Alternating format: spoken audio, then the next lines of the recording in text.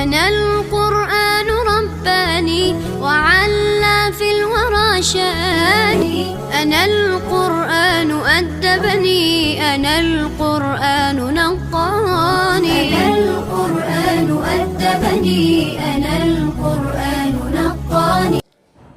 بسم اللہ الرحمن الرحیم. مہموز لام و اجوف یائی از باب ضرب یضرب المجیء آنا. یہ آنا فعل لازم ہے، اس سے مجہول نہیں آتا، لیکن جب جاء یجیء کا صلہ با آئے تو لانا کا ترجمہ ہوتا ہے اور متعدی بن جاتا ہے. اس صورت میں وہ مجہول، اس کا مجہول بھی آتا ہے، اس صورت میں اس کا مجہول بھی آتا ہے. چنانچہ قرآن کریم میں ہے وَجِیءَ بِالنَّبِیِّینَ، نبیوں کو لایا جائے گا، تو اسی اعتبار سے گردان بھی کی گئی ہے. اور جاء کی اصل کیا ہے؟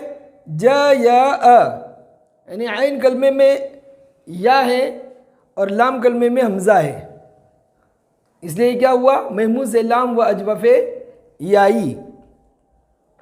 اب گردان کرتے ہیں جاء یجیء مجیئا فہو جائن وجیء یجاء مجیئا فہو مجیء الامر منہ جیء والنہی عنہ لا تجیء الظرف منہ مجیء والآلة منہ مجیئ ومجیئۃ ومجیاء وتثنیتہما مجیئان ومجیئان والجمع منہما مجاء ومجائي افعل التفضیل منہ اجیأ والمؤنث منہ جوءا وتثنیتہما اجیئان وجوئیان والجمع منہما اجیئون واجاجیء وجویء وجوئیات. یہاں کچھ تعلیلات ہیں، ذرا دیکھ لیں گے. جاء اصل میں تھا جایا، یا متحرک ما قبل مفتوح یا کو الف سے بدل دیا، جاء ہوا، یعنی یہ باع یبیع کی طرح ہے. جو تعلیلات باع یبیع میں ہوئی وہی یہاں بھی ہیں، صرف جائن اس میں فاعل میں فرق ہے.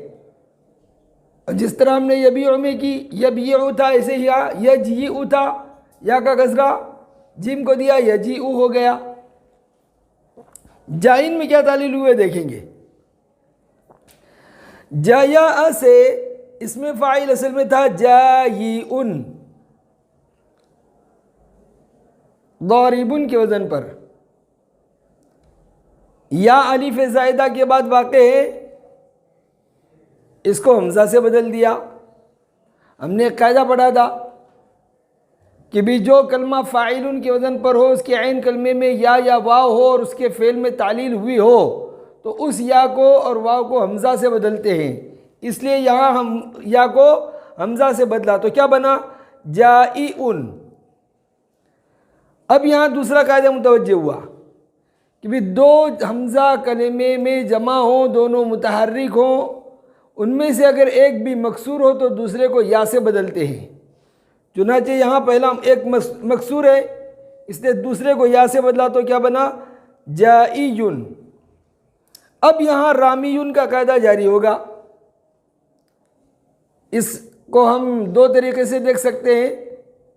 ایک تو یہ کہ جائعن میں یا پر ضمہ ہے تو ضمہ یا پر دشوار سمجھا جاتا ہے، اس کو ساکن کر دیتے ہیں تو بنتا ہے جائن. دو ساکن جمع ہوئے، یا اور تنوین، یا کو گرا جائے تو بن گیا جائن.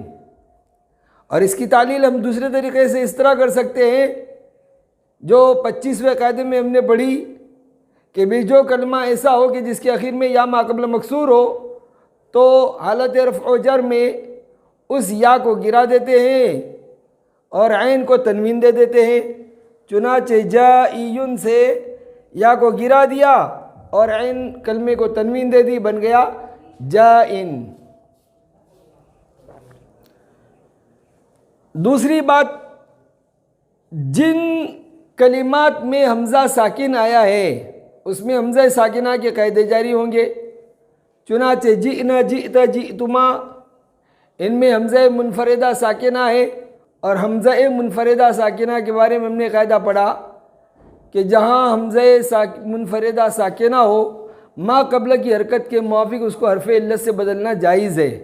جیسے ذئبن والا جو قاعدہ، ذئبن سے ذیبن، بس وہی قاعدہ یہاں بھی جاری ہو کر اس کو یا سے بدلنا جائز ہوگا.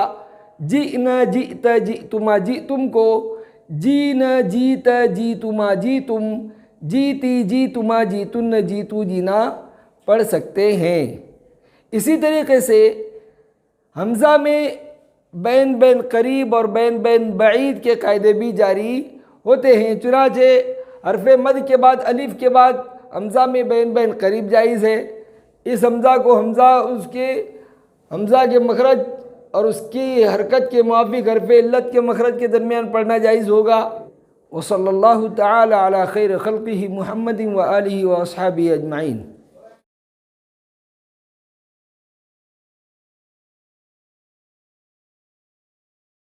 إن أعجبك الفيديو لا تنسى الإعجاب والاشتراك في القناة.